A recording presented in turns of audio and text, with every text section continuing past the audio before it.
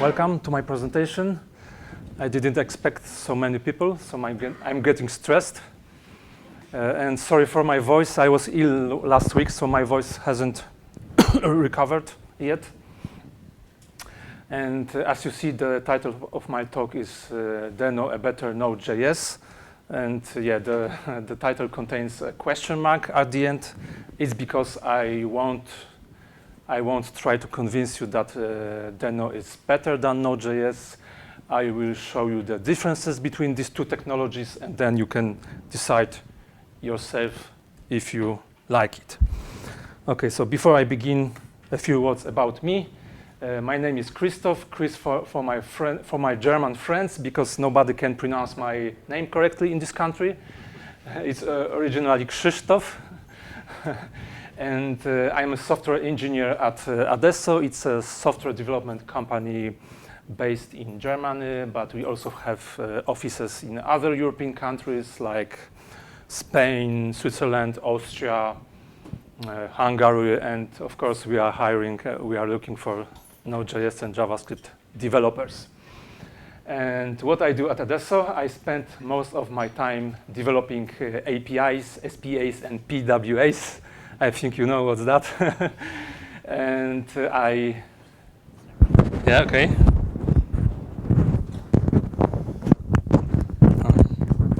This side is better, right? Exactly, and I use TypeScript, Node.js, and React mainly. These are my favorite technologies. And this is the plan for my talk. First, I will try to explain you what Deno is, what's the Deno background. Then I will show you the most important differences between Node.js and Deno, and it's actually it's actually the main part of my presentation. And then I will show you a very, very one-file small example. I created two examples, one written with Deno and one written in Node.js, and then we can compare it together. And the last part is questions, so you can maybe share your opinion on Deno if you like it or if you have some questions. And yes, and before I begin with the first part, one question. Who of you has already written a program using Deno? Yes? Okay. One person only. Okay, and do you like it? Did you enjoy? No. Yeah, I just saw it. Even Hello World, everything. I just took a look into it. Okay. Okay, great. Okay, so the first part, what is Deno? And before I explain what Deno is, this is a screenshot from the official Node.js website. So what is Node.js? It's a JavaScript runtime, and Deno is a secure runtime for JavaScript and TypeScript. So actually in plain English, both are programs and they serve the same purpose to run JavaScript programs outside the browser, or TypeScript in Deno case. And now a small technology overview. As you probably know, Node.js is mainly written in C++. There is also a JavaScript part. It uses libuv as an asynchronous library, which provides an event loop. And Node.js uses V8 as a JavaScript engine. And Deno is written in Rust. It uses a library called Tokyo, which also provides an event loop. And here, no surprise, Deno also uses V8 as a JavaScript engine. And by the way, I think the team responsible for V8 is located here in Munich. Can somebody confirm that? Because it's developed by Google. And I think that the offices are here, and the guys developed this V8 engine here in Munich, but I'm not sure. Okay, now you might be asking, why Deno? So why do we need another JavaScript backend platform? Why should we replace Node.js with Deno? Node.js is great. It's a mature technology. It's used by, I could say, 10,000 of companies and 10,000 of developers. It's stable. It's, of course, production ready. It's 10 years old. So why do we need Deno? And my first answer is we don't need another backend platform. We don't need to replace Node.js because the goal of Deno is not to replace Node.js. But I think it's always a good idea to have an alternative. So Deno, the goal of Deno is to provide an alternative, not to replace Node.js. And when it has started, I don't know if you were there. This is the creator of Node.js, and he gave a very famous talk last year in Berlin. I was there. I saw his talk, and he explained what he regrets about Node.js. So he showed, I think, 10 design mistakes in Node. And he even admitted if he had to write it again, he would have implemented it in a different way. Not all of them, but some of them. And then he showed his new project, and Deno was born. So the first goal was to fix Node.js disadvantages, then to create a new modern environment platform. That's why Deno. And I don't know if it was intentional, but if you see these two Node.js syllables were reversed, so there is Node, and this is Deno. But I don't know if it was intentional, this name. Good. So, but what are these design mistakes according to Ryan Dahl? So, I choose only the most important, the most interesting. There are more, but what Ryan Dahl says is Node.js has a complex module resolution mechanism. So to create CommonJS and to use CommonJS was a mistake because it's too complex. It should actually work as in browser. I should be able to simply import a file like in browser. I don't need any NPM, registry, or package manager. The second point is that Node.js is actually not secure. There's no secure features out of the box. So if you run a Node.js program, this program can actually access the network, the local file system, can run other scripts, and I think there is no possibility to block it by default, I mean, with Node.js.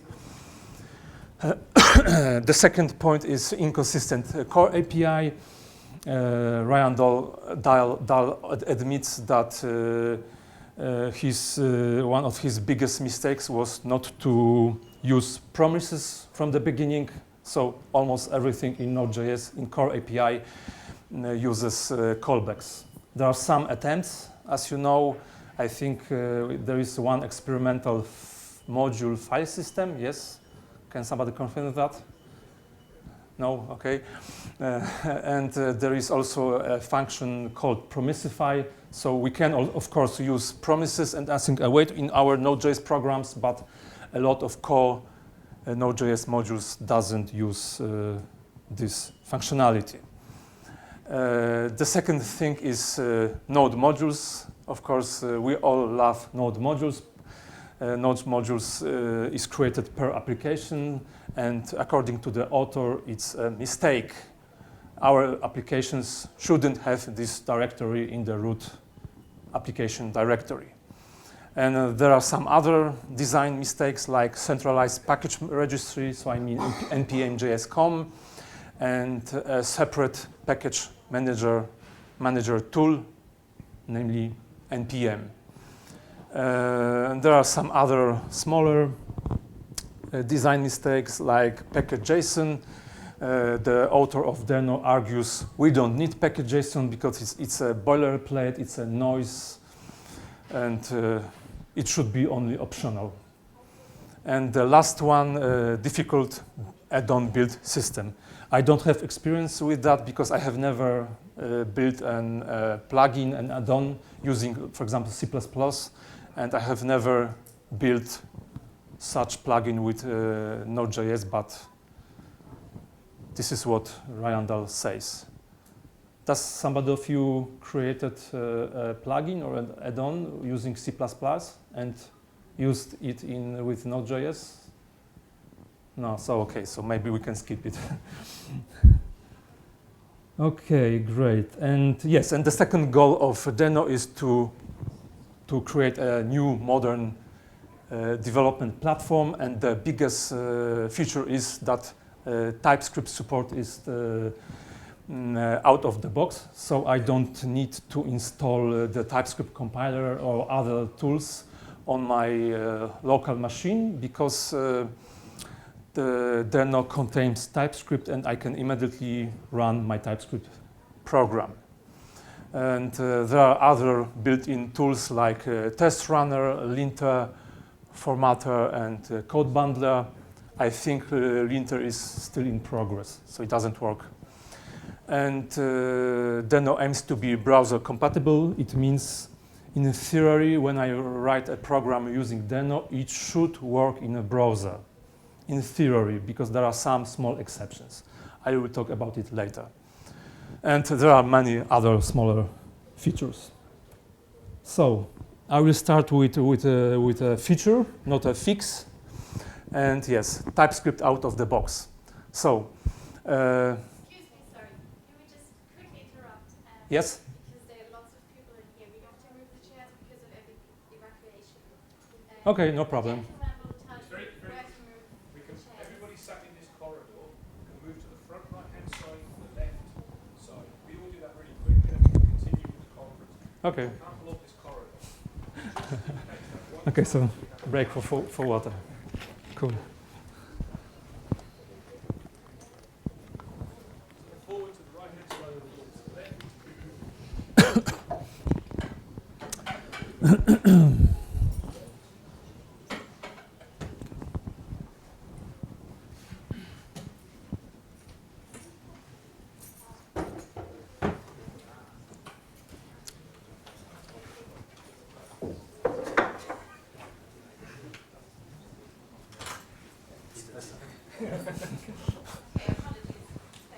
Okay. So I can start. I can continue. Yes. Okay. No problem. Actually, it was good. A break for water. Okay. So what I said actually. Yes. So the Deno supports TypeScript. It contains the TypeScript compiler. It means I don't need to separately install TypeScript compiler and other tools on my local machine. So if I write a program using Node.js, so I probably need to install TypeScript compiler or other tools like TS Node, and we don't need it with Deno. The TS configuration for TypeScript is also optional. Deno contains a default configuration. I don't remember now which flags are turned on and turned off, but we can always override this configuration. And what's interesting, Deno is released as a standalone executable, so it's only one file, and this file contains the TypeScript compiler and a V8 snapshot, so JavaScript engine. So there's only one file. So, and here's an example. I can simply type Deno, my program, and it will be immediately run. And I prepared a small example. Okay, now I would like to run it. Okay, as you see, I have a TypeScript file with some example with interface, function, it doesn't matter. And I have a main file index.ts, which imports my dependency, and let's run it. And as you see, Deno is compiling my file because it needs to compile TypeScript to JavaScript, and then it runs my program. What happens if I run it again? As you see, it doesn't recompile my file. It's because all compiled JavaScript is cached in a global object. Of course, if I change something,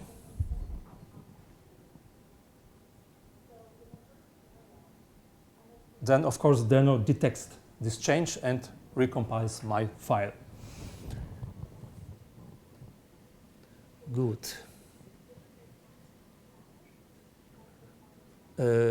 As I said, Deno uses default TypeScript configuration, but I can always overwrite this. So I created an example. So I added one flag with true value, and I can tell Deno to use this configuration with config flag. And as you see, there is an error because I forgot to put return here at the end of this function. Okay. Here is the first fix, and in my opinion, the most important difference between the Node.js and the Deno. As you see, this is Node.js import. I import one local service and one external service. And from the programmer point of view, it's obvious. I need to find a proper module on npm install, and then require it in my code. But from the Node.js point of view, it's not so easy, because Node.js needs to somehow to resolve it. And now the question is it a core module? Is it an external package installed using npm? Or maybe is it a globally installed package, so not in the node modules in the root directory of the application? And the second question is which file should be actually imported? Index.js or the file provided in the main field of package.json? And it's the same with the local service. Is it a single file or a directory? So actually the resolve mechanism is actually a little bit complex when it comes to Node.js applications. And Deno tries to fix it and says just use the browser format and import the dependencies directly in the code, and provide an absolute URL path to each dependency. And as you see, I have 3 examples. The first import is a normal local dependency import, like in Node.js. But these 2 other imports import an external library, and as you see, I need to provide the whole path to the module. What's important? We always need to provide extension, because we always import a single file. There is no package concept in Deno. So I can't import the whole directory like from node modules. Exactly. And now another example, how it works. So here's my local dependency. Here's my local file. And as you see, I'm trying to import the serve function from the Deno standard library, from the HTTP module. Then I'm trying to import a hello function written by me and stored on GitHub. It's a gist, so sorry for this ugly path. Normally it's not the case. And then I'm trying to import a function called myService from the address of my company.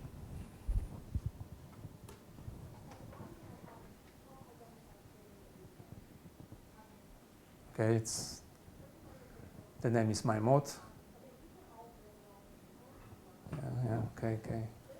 Yes, I commented it out because it doesn't exist. It's only an example. Okay, so let's try to start it.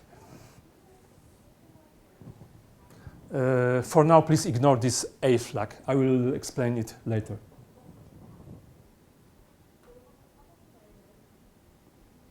And as you see, Deno is downloading all files directly from the provided path. Now you may ask me why so many downloads? Because I only use two dependencies, but of course these dependencies can use other dependencies, and other dependencies can use other dependencies. So it's a tree. And as I said, Deno always imports single files. That's why so many downloads. Okay, and then it runs my program. When I run my program again, of course, it won't download the files again. It will read all files, the whole code from the cache.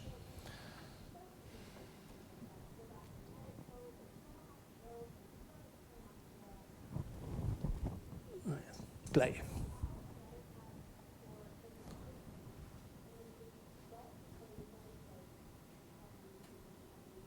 Okay, and yes, I can maybe go farther. Okay, and now you can say, okay, but these paths look ugly, yes? What if I have 10 files and in each file I need to import, let's say, my service from my company website, and I can even import a specific version. So if I had to update the version of this file or to change it, I would have to update 10 files. Yeah, it would be very difficult and actually not so nice. And Deno provides two solutions for that, one not Deno specific and one Deno specific. So one option is to create additional import TS file and to import all external dependencies here and then re-export them. So here's also an example. As you see, I import Deno land std, and I can also provide with I can also provide a specific version. If I don't provide this version, the Deno will try to fetch the latest version, master version. So I can put my all external dependencies here. Yeah.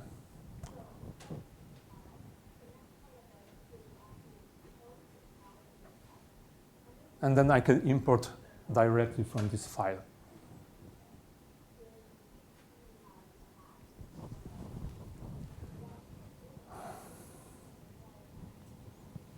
Okay. Yes, and it works. You can ask me why Deno downloads. It's again because I changed the version. That's why. Okay, but there is another solution, Deno specific, so-called import maps, and this looks like Webpack aliases. Do you know Webpack? Yes. And yeah, so I can map, let's say, HTTP to this library, and I can map, let's say, my alias adesso to my gist code. And I can tell Deno to use this import map.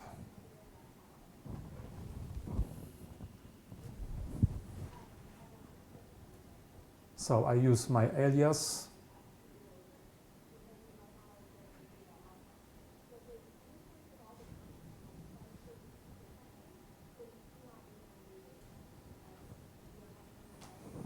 Okay, and then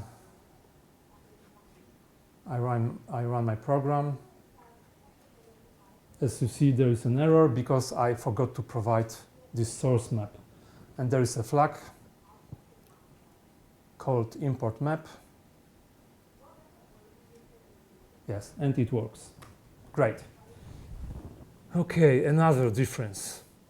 And as you see, all dependencies are imported directly in code, directly from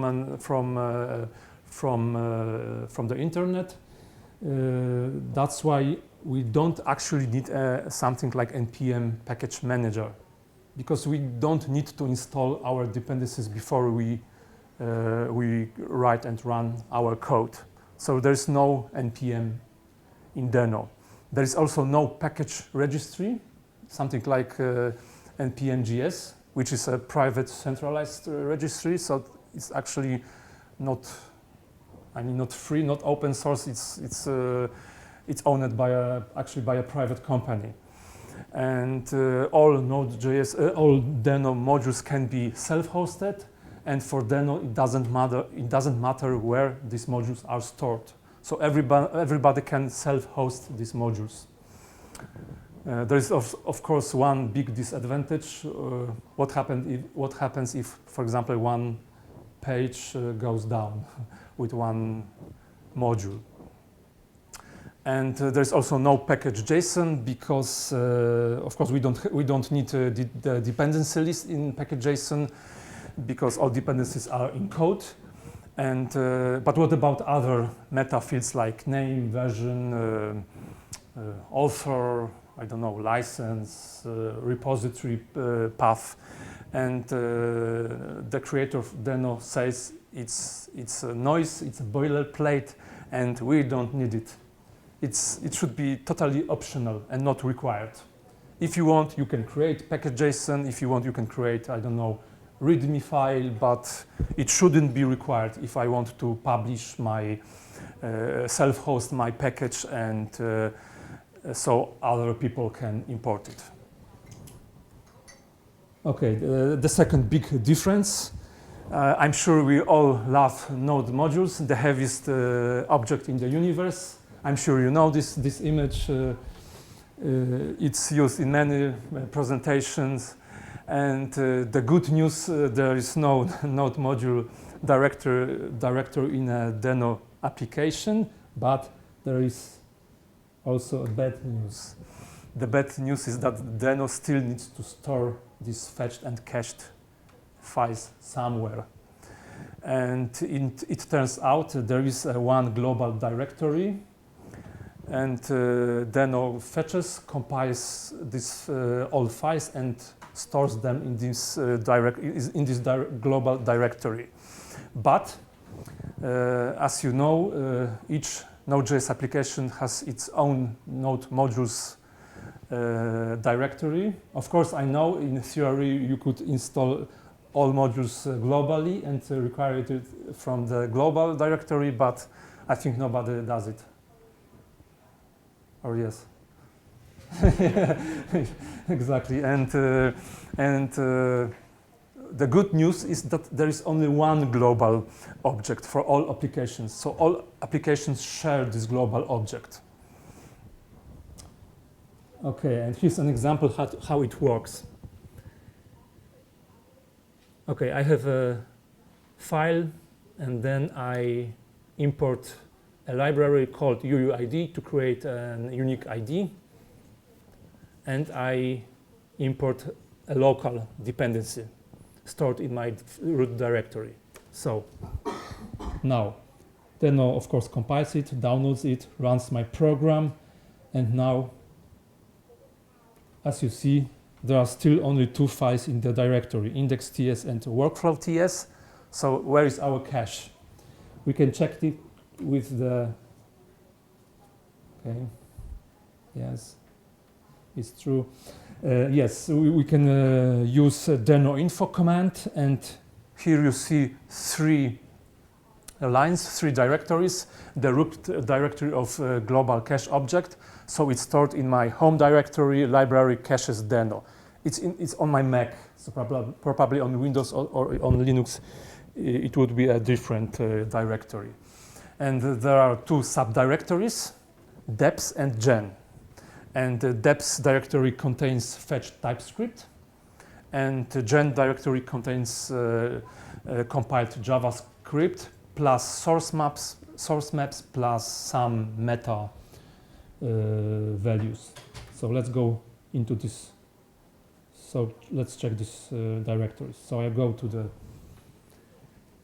the main directory. As you see, there is deps and gen folder.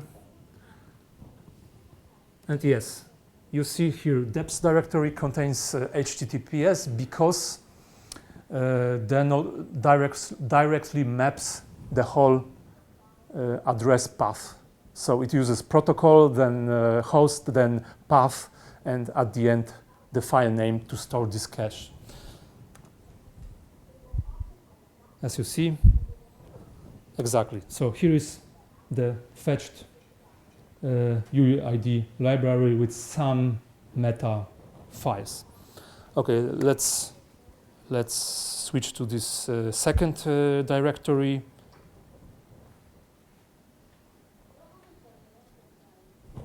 Okay, and now here there are two directories, file and HTTPS. HTTPS has the same purpose. It stores compiled JavaScript for this UUID library, but what is file? In the file directory, all local dependencies are stored. For example, my workflow TS file.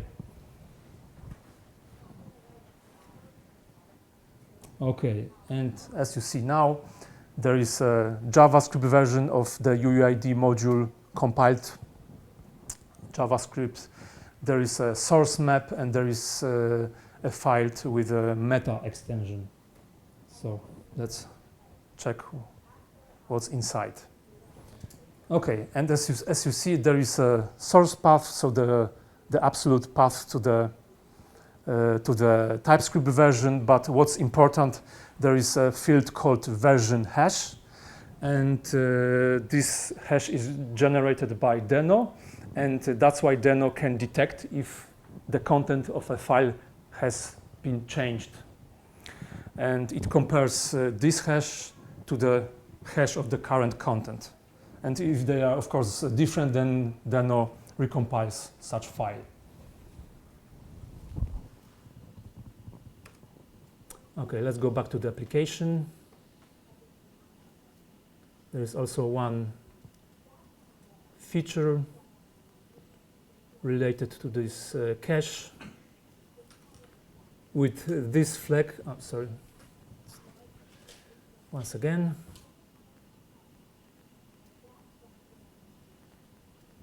Now. Okay, once again. Okay, so let's go back to the root directory of the program. And with this flag, with the reload flag, I can force Deno to refetch everything and recompile it. As you see, with this cache, it's possible to work offline. But there is one problem. What happens if I want to push my program to my repository and then to deploy it? And I think I can rely on the npm.js.com website. I don't know if it was offline. Someone? Do you know? No. Yes? Okay. But in this case, it would be, I mean, in my opinion, it's actually a little bit dangerous to rely on third-party self-hosted files, pages, because maybe I don't know, the user removes the dependency, or the website goes down, or I don't know, changes something in the content of the file and doesn't update the version. And what I find funny is that the Deno core team recommends to push this whole cache into the repository. As a Node.js developer, I can't imagine pushing my Node modules into my repository. What do you think? Do you push it? No. Yes, but this is the official recommendation. One advantage is that Node modules contains actually a lot of garbage. So some README files, dist, test directory, so there is a lot of files. Here we have only fetched TypeScript files and compiled JavaScript files and some meta files. So in theory, it's better. It's smaller, but still, I'm not convinced that's a good idea to push the whole cache object into the repository, especially when I have 5 applications and they all share the same global cache. And what? Should I push 5 times this global cache to each repository? I don't know. I haven't. I asked one guy who is working on Deno, but I haven't received any response yet. Okay. Maybe it's in progress. I don't know.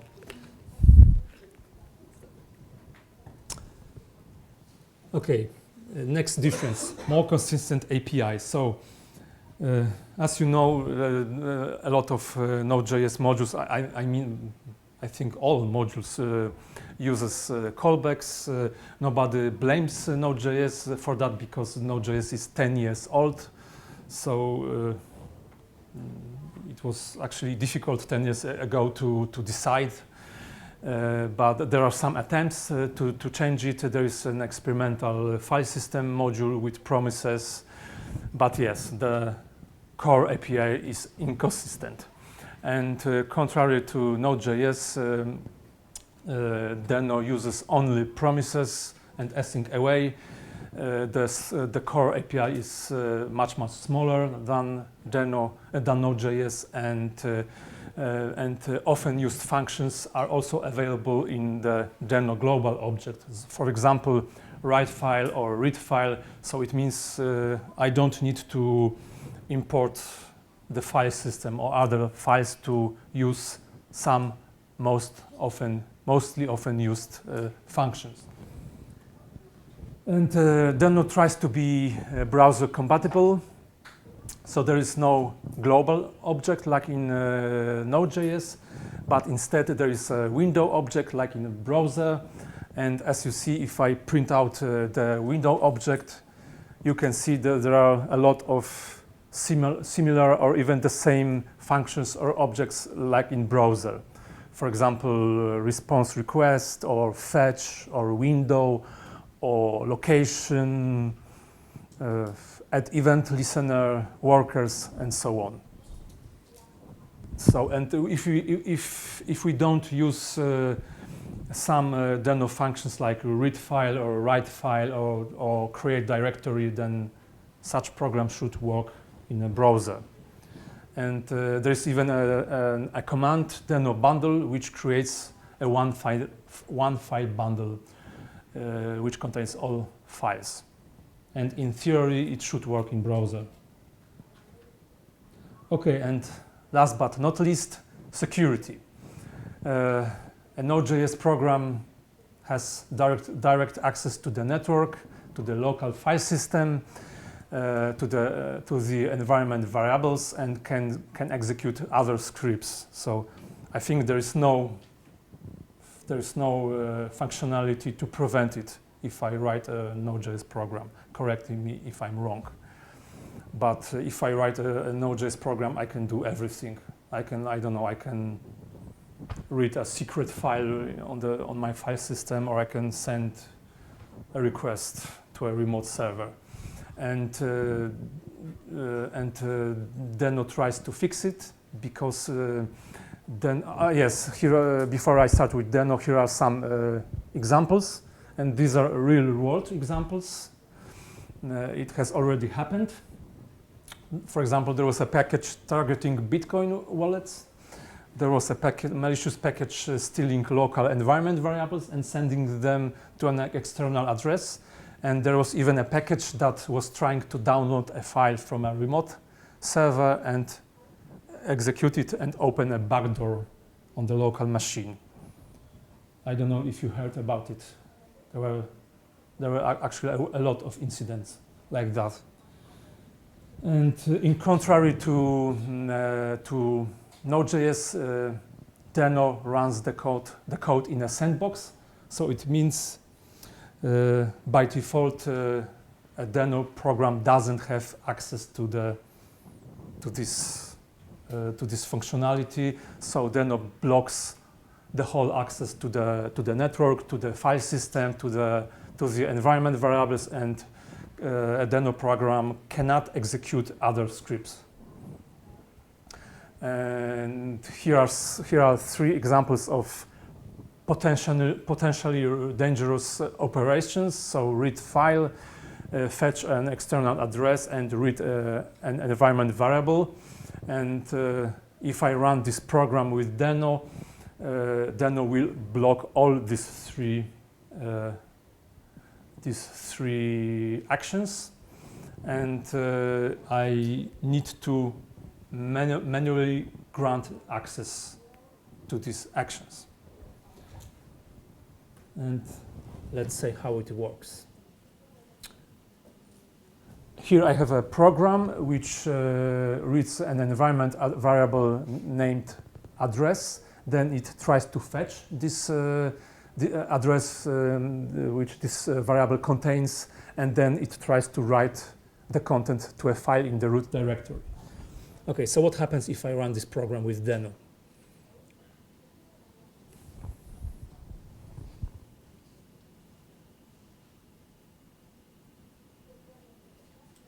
Okay, as you see, for each potentially risky action, Deno asks me, and I can grant or deny the access. And if I grant the access, then it will run my program. But of course, you can say, but it's stupid always to manually grant the access. That's why Deno has some flags to do it automatically. And one of them is allow env, then allow net, allow write. And as you see, if I provide these flags, Deno will run my program. There's also allow read and allow run or execute. I don't remember. For development purposes, there is also a flag A, so we can grant everything. But of course, it's dangerous and it should be only used during the development. I can even tell Google that I allow access to a specific website or remote address. So I can write, let's say, google.com. But as you see, Deno still asks me. That's why, because as you see, I typed google.com, but I'm trying to read from www.google.com. So it means these both pages are different for Deno. So if I fix it,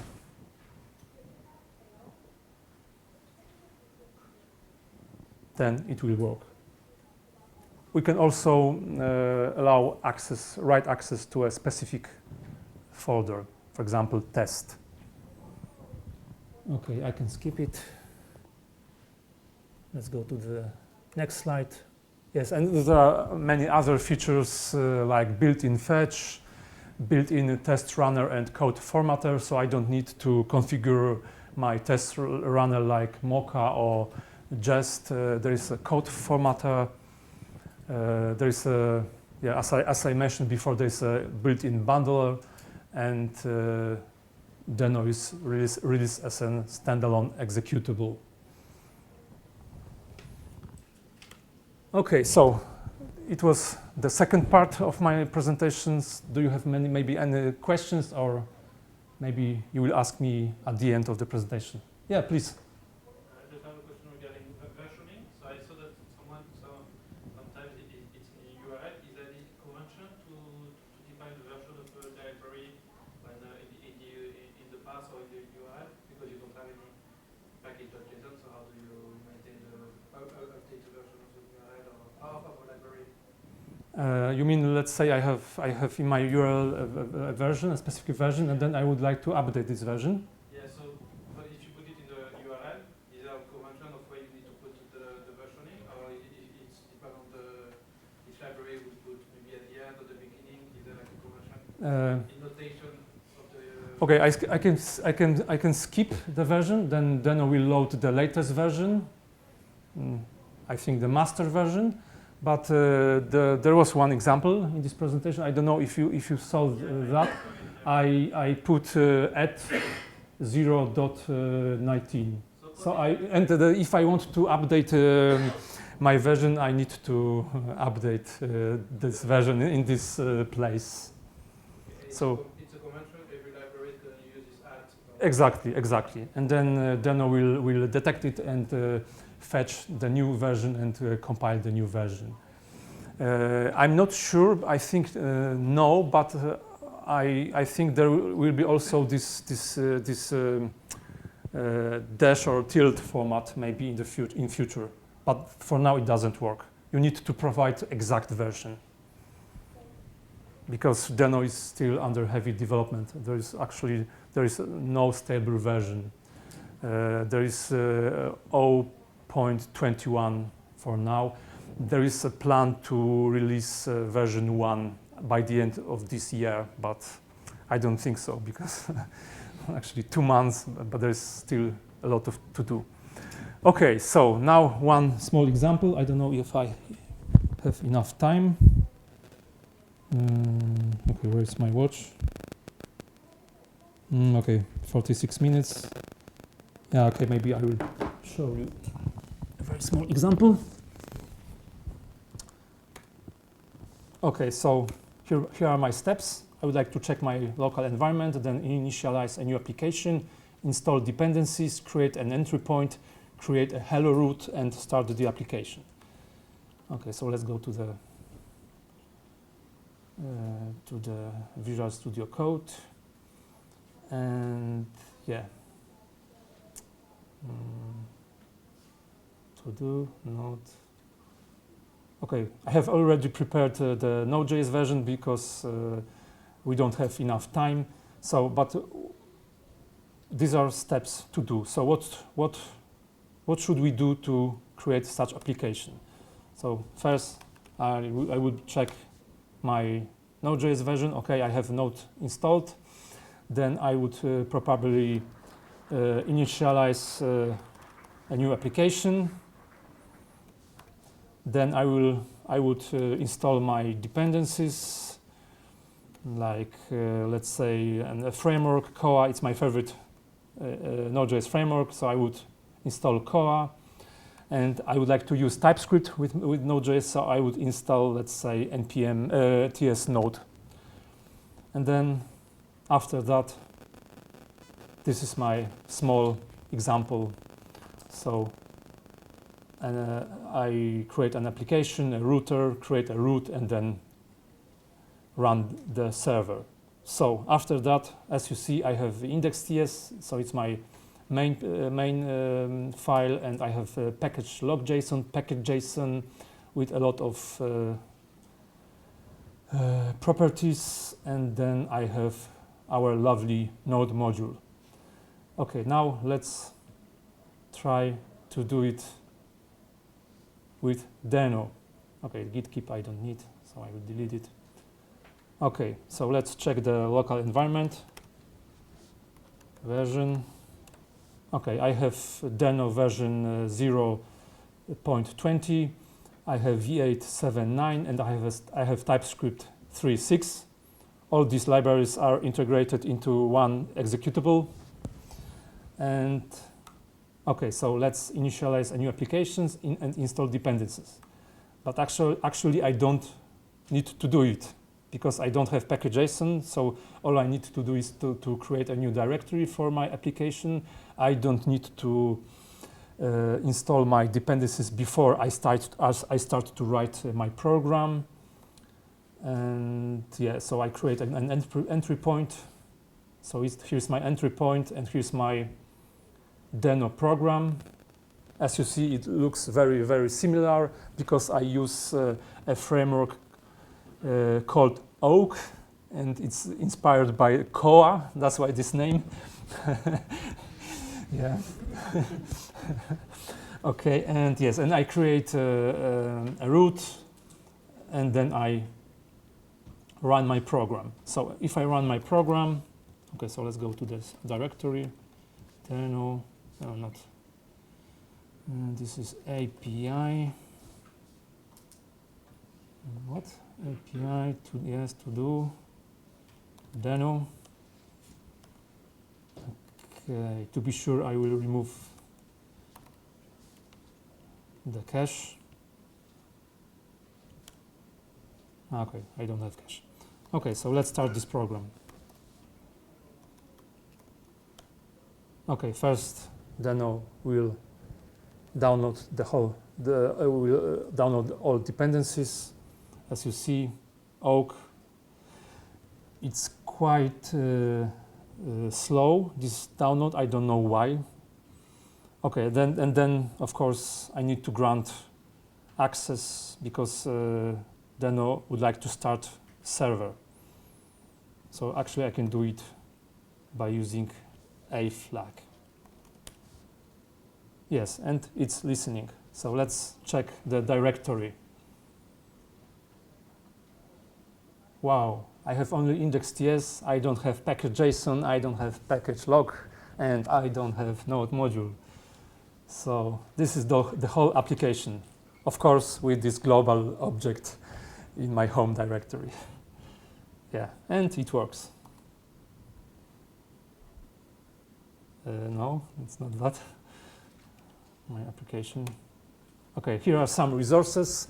I recommend that you see this presentation of the Node.js and Deno created on Ryan Dahl. It's very, very interesting. And here are some websites, Deno Land official website, Deno newsletter. There is also an awesome Deno list. And if you'd like to check out this example and run it, then here's the path to my repository on GitHub. Okay, thank you. That's all. And